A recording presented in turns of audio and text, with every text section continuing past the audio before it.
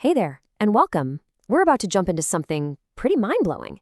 The idea that we can figure out how old anything is. I'm talking ancient artifacts, even the Earth itself, just by listening to the tiny, tiny clocks ticking away inside their atoms. So how on earth does that work? Let's get into it. Seriously, have you ever thought about it?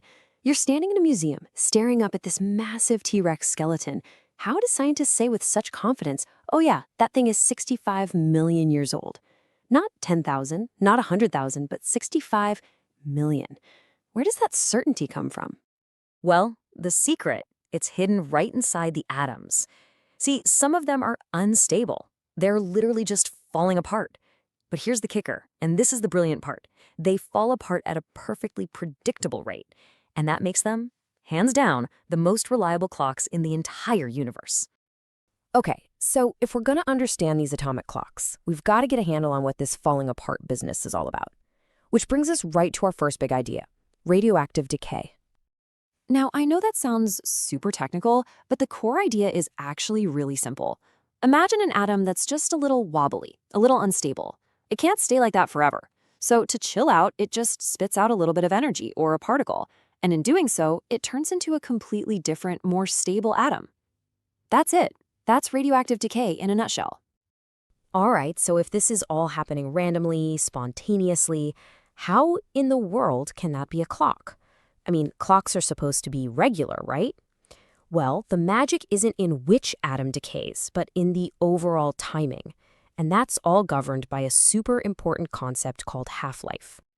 And the key word here is fixed. For any specific kind of unstable atom, its half-life never, ever changes. It's like a fundamental rule of the universe. We can't heat it up to speed it up. We can't freeze it to slow it down. It is the steady, unstoppable tick-tock of our atomic clock. Okay, to make this a little less abstract, let's grab a real-world example. Meet cobalt-60. It's a radioactive isotope they use in things like radiation therapy. And its half-life is a super precise 5.27 years. So what does that actually mean in practice? Let's say we start with 100 atoms of cobalt-60, just to make the math easy.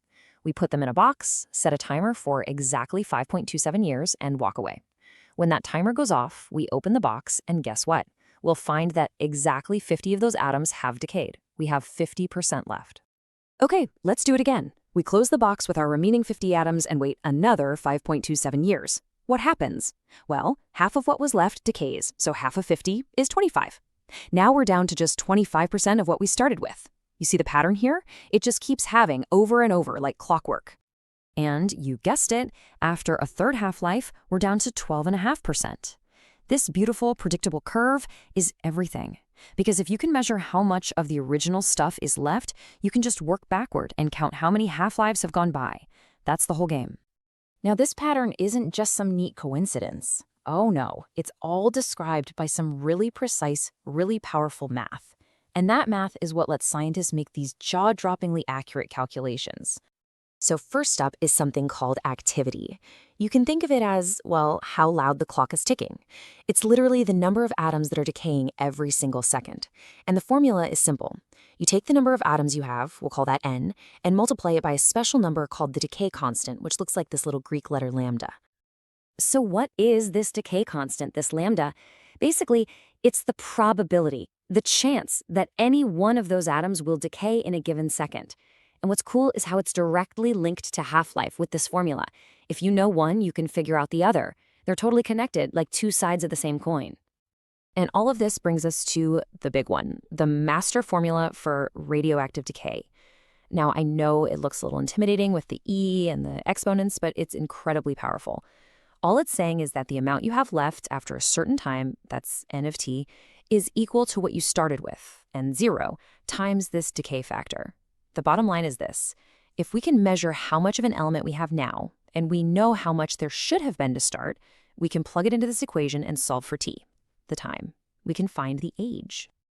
Okay, enough of the heavy math. We've got the rules, we've got the formulas, so let's get to the fun part. How do we actually use this stuff to read history?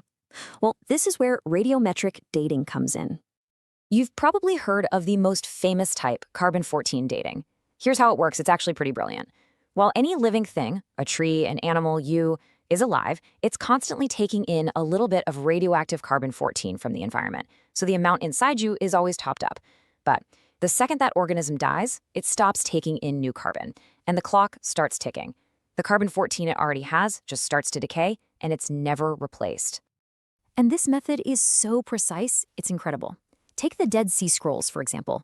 Scientists measured the amount of carbon-14 left in the ancient papyrus they were written on, and from that, they were able to figure out that the plants used to make that paper died somewhere between 100 BC and 50 AD. How amazing is that? But here's the catch with carbon-14. Its half-life is only about 5,730 years. That's great for ancient scrolls, but it means it's pretty much useless for anything older than, say, 50,000 years.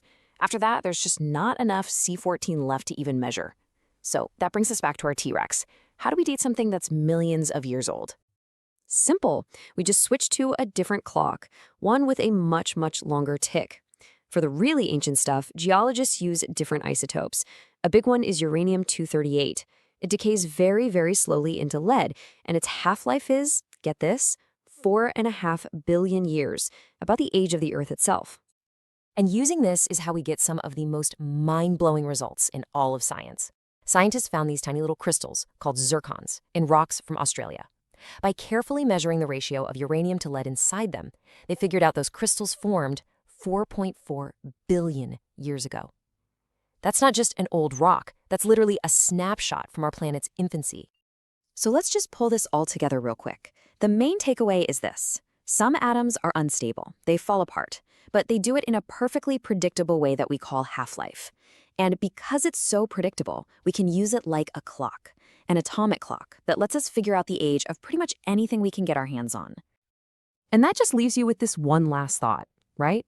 We've literally figured out how to read our planet's diary, a history written in the slow, steady decay of atoms.